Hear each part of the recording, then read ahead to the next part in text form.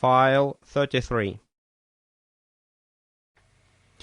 So far, I have written each of the foregoing events as it occurred. Now I am rounding off my narrative from the old camp, where Zambo has waited so long, with all our difficulties and dangers left like a dream behind us upon the summit of those vast ruddy crags which tower above our heads. We have descended in safety, though in a most unexpected fashion, and all is well with us. In 6 weeks or 2 months we shall be in London, and it is possible that this letter may not reach you much earlier than we do ourselves. Already our hearts yearn and our spirits fly towards the great mother city, which holds so much that is dear to us. It was on the very evening of our perilous adventure with Challenger's homemade balloon that the change came in our fortunes. I have said that the one person from whom we had some sign of sympathy in our attempts to get away was the young chief whom we had rescued. He alone had no desire to hold us against our will in a strange land. He had told us as much by his expressive language of signs. That evening, after dusk, he came down to our little camp, handed me, for some reason he had always shown his attentions to me, perhaps because I was the one who was nearest his age, a small roll of the bark of a tree, and then, pointing solemnly up at the row of caves above him, he had put his finger to his lips as a sign of secrecy, and had stolen back again to his people. I took the slip of bark to the firelight, and we examined it together. It was about 1 foot square, and on the inner side there was a singular arrangement of lines. They were neatly done in charcoal upon the white surface, and looked to me at first sight like some sort of rough musical score. "Whatever it is, I can swear that it is of importance to us," said I. "I could read that on his face as he gave it." "Unless we have come upon a primitive practical joker," Summerlee suggested, "which I should think would be one of the most elementary developments of man." "There's clearly some sort of script," said Challenger. "Looks like a guinea puzzle competition," remarked Lord John, craning his neck to have a look at it, when suddenly he stretched out his hand and seized the puzzle. "By George!" he cried. "I believe I've got it. The boy guessed right the very first time. See here. How many marks are there on that paper? 18. Well, if you come to think of it, there are 18 cave openings on the hillside above us." "He pointed up to the caves when he gave it to me," said I. "Well, that settles it. This is a chart of the caves. 18 of them all in a row. What? Some short, some deep, some branching. So, same as we saw them. It's a map, and here's a cross on it. What's the cross for? It's placed to mark one that is much deeper than the others." "One that goes through," I cried.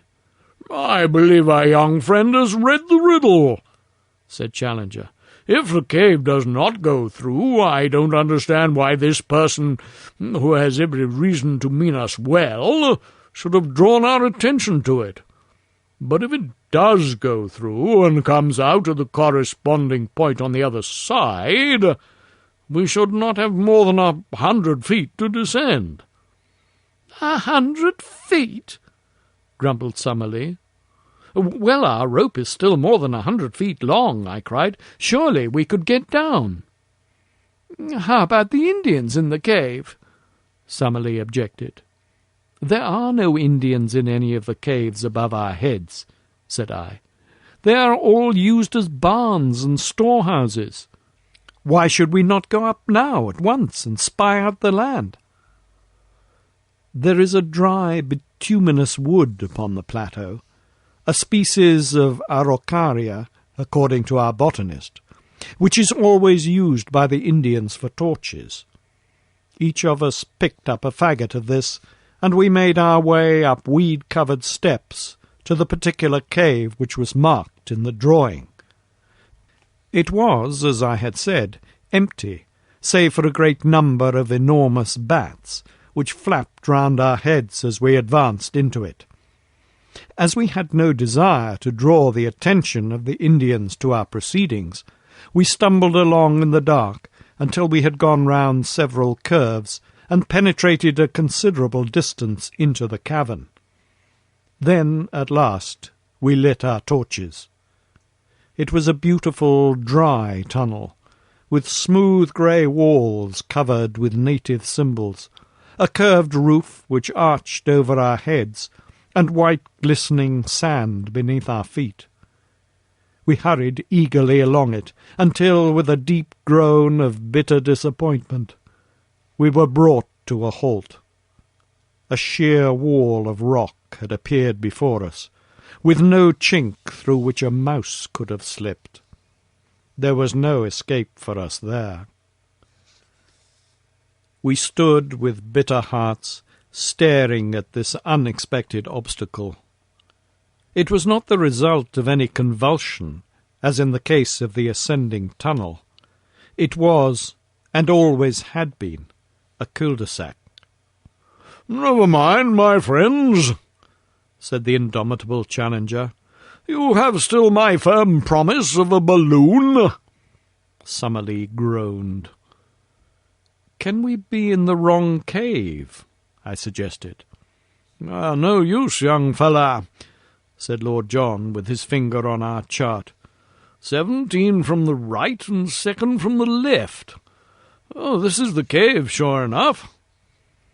I looked at the mark to which his finger pointed, and gave a sudden cry of joy. "I believe I have it! Follow me! Follow me!" I hurried back along the way we had come, my torch in my hand.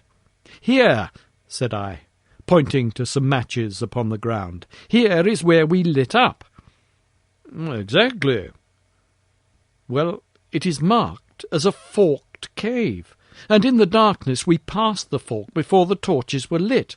On the right side, as we go out, we should find the longer arm." It was as I had said. We had not gone 30 yards before a great black opening loomed in the wall. We turned into it to find that we were in a much larger passage than before. Along it we hurried in breathless impatience for many hundreds of yards. Then, suddenly, in the black darkness of the arch in front of us, we saw a gleam of dark red light. We stared in amazement. A sheet of steady flame seemed to cross the passage and to bar our way. We hastened towards it. No sound, no heat, no movement came from it, but still the great luminous curtain glowed before us, silvering all the cave and turning the sand to powdered jewels, until, as we drew closer, it discovered a circular edge. "Oh, the moon, by George!" cried Lord John. "We're through, boys! We are through!" It was indeed the full moon which shone straight down the aperture which opened upon the cliffs. It was a small rift, not larger than a window, but it was enough for all our purposes. As we craned our necks through, we could see that the descent was not a very difficult one, and that the level ground was no great way below us. It was no wonder that from below we had not observed the place, as the cliffs curved overhead, and an ascent at the spot would have seemed so impossible as to discourage close inspection. We satisfied ourselves that with the help of our rope we could find our way down, and then returned rejoicing to our camp to make our preparations for the next evening. What we did we had to do quickly and secretly, since even at this last hour the Indians might hold us back. Our stores we could leave behind us, save only our guns and cartridges. but Challenger had some unwieldy stuff which he ardently desired to take with him, and one particular passage, of which I may not speak, which gave us more labour than any. Slowly the day passed, but when the darkness fell we were ready for our departure. With much labour we got our things up the steps, and then, looking back, took one last long survey of that strange land, soon, I fear, to be vulgarized, the prey of hunter and prospector, but to each of us a dreamland of glamour and romance, a land where we had dared much, suffered much, and learned much, our land, as we shall forever fondly call it.